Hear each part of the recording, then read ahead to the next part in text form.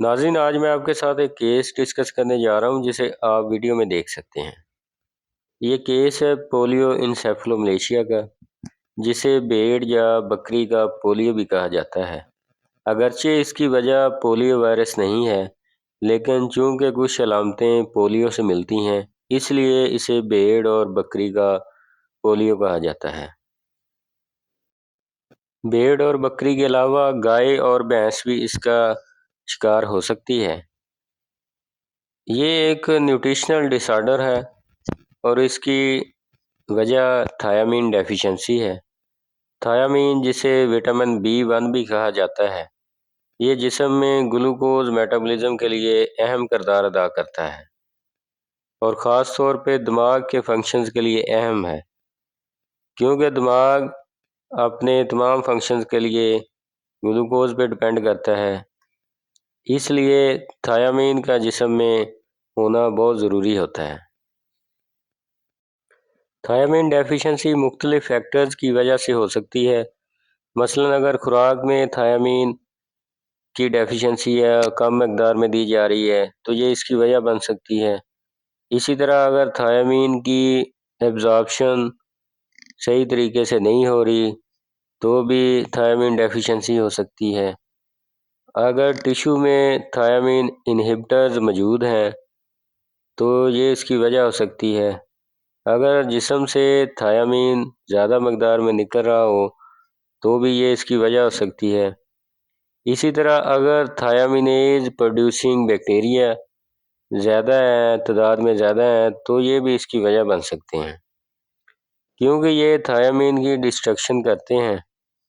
اور عموماً دیکھا یہ گیا ہے کہ جس وقت ہائی گرین ڈائٹس، یعنی اگر دانوں کی زیادہ مقدار ان کو جانوروں کو دی جاتی ہے تو ان سے پھر یہ تھیامینیز پروڈیوسنگ بیکٹیریا کی تعداد بڑھ جاتی ہے، جس سے پھر تھیامین کی ڈسٹرکشن ہوتی ہے اور تھیامین ڈیفیشنسی ہو جاتی ہے۔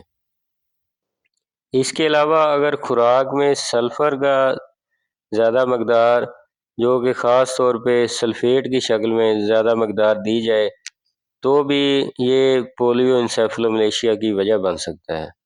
بعض دفعہ کنسنٹریٹ یا ونڈے میں جپسم موجود ہوتا ہے، جس میں کیلشیم سلفیٹ ہوتا ہے۔ اگر اس کا زیادہ استعمال کیا جائے تو یہ بھی اس کی وجہ بن سکتی ہے۔ پھر اگر پینے والے پانی میں سلفر زیادہ ہے تو بھی یہ اس کی وجہ بن سکتی ہے۔ اب ہم چلتے ہیں اس کی علامتوں کی طرف۔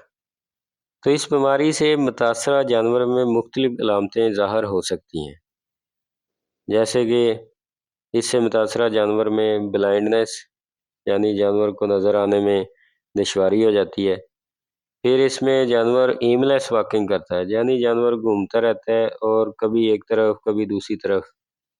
اسی طرح جانور کا بیلنس یا توازن برقرار نہیں رہتا۔ جانور کے پٹھوں میں جھٹکے لگنا شروع ہو جاتے ہیں۔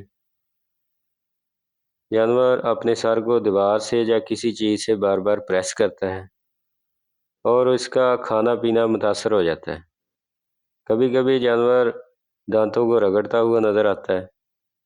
اسی طرح سر اور گردن کے پٹھوں میں کھچاؤ رہتا ہے،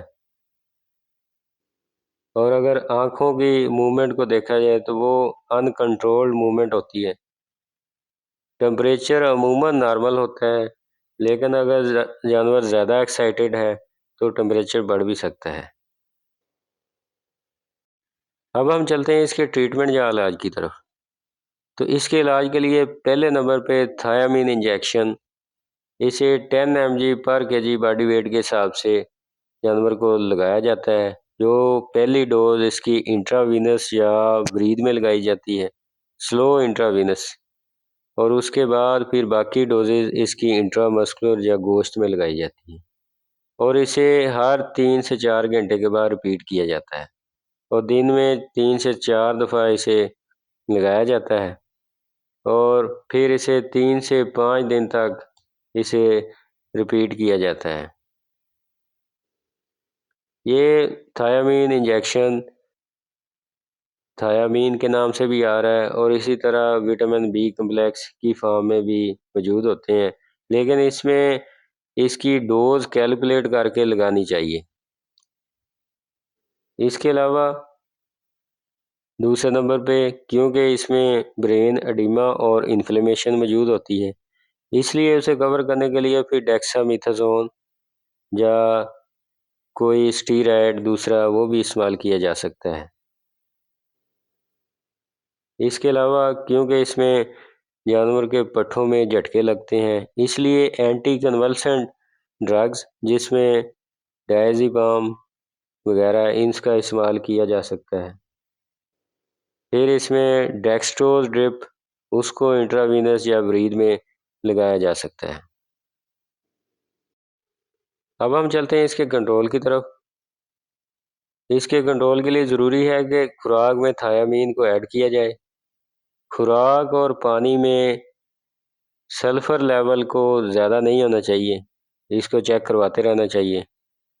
پھر اس خوراک میں اچانک چینجنگ نہیں کرنی چاہیے، بلکہ اس کو گریجول چینج کرنا چاہیے، کیونکہ اچانک چینجنگ کرنے سے بھی تھیامین ڈیفیشنسی ہو سکتی ہے، جس سے پھر پولیو انسیفلوملیشیا کا کیس ظاہر ہو سکتا ہے۔ امید ہے آپ کو ویڈیو اچھی لگی ہوگی۔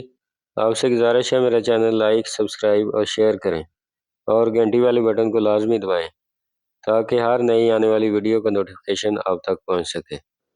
اور اگر کوئی سوال ہو تو کمنٹ سیکشن میں لازمی پوچھیں۔